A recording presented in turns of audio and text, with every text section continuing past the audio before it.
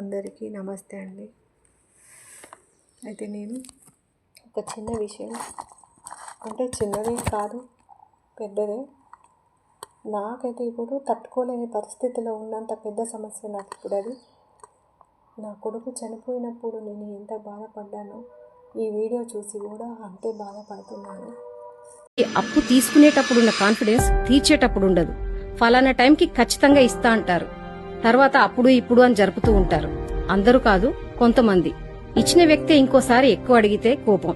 ఒక్క మాట గుర్తుపెట్టుకోండి, ఒక వ్యక్తి మీకు అప్పు ఇచ్చాడంటే అతనికి డబ్బు ఎక్కువై కాదు, మీ అవసరాన్ని అర్థం చేసుకున్నాడు అని. ఏ పద్ధతిలో తీసుకుంటారో అదే పద్ధతిలో తిరిగిస్తే ఇద్దరికీ మంచిది. అప్పు తీర్చలేని పరిస్థితే ఉంటే అసలు అప్పు చేయకండి. డబ్బు లేనప్పుడు పేదవారిగానే ఉండండి. అయితే వీడియో చూశారు కదా, అప్పు చేసేటప్పుడు నా కొడుకు బ్రతికి ఉన్నాడు, నా కొడుకే అప్పు తీసుకున్నాడు అంటే వాళ్ళు నేను ఇవ్వమంటేనే ఇచ్చారు. అప్పుడు నా కొడుకు డాక్టరు హాస్పిటల్ పెట్టుకోవడానికి తీసుకున్నాడు. పెట్టుకున్నాక 6 నెలలకే నా కొడుకు చనిపోయాడు. కానీ ఇప్పుడు 10వ నెల అవుతుంది, నా కొడుకు చనిపోయి 10 నెలలు అవుతుంది. కానీ నేను చేసే ప్రయత్నాలు చేస్తూ ఉన్నాను. ఏదైనా అమ్మి ఇద్దారన్నా మాకేం 100 ఎకరాలు లేవు, కానీ ఉన్నదైనా అమ్మి ఇవ్వడానికి ఎన్నో అడ్డంకులు ఆటంకాలు వస్తున్నాయి.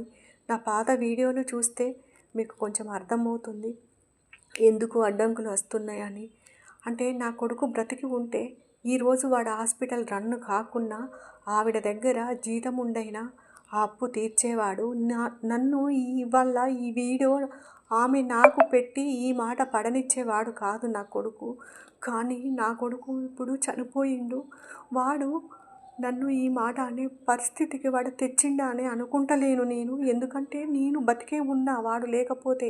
వాడు తీసుకున్న అప్పు నేను తీర్చుతా, కానీ వాళ్ళకు టైంకు నేను అందిస్తలేను కావచ్చు.